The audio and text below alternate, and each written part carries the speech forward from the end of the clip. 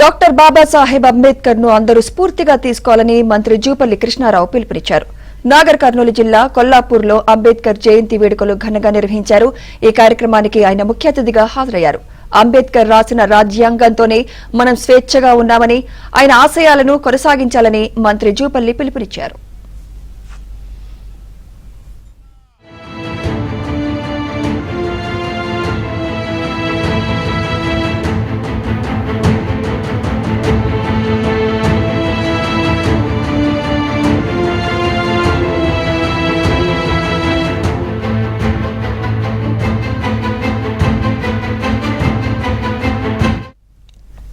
ఈ కార్యక్రమానికి ఆయన ముఖ్య అతిథిగా హాజరయ్యారు.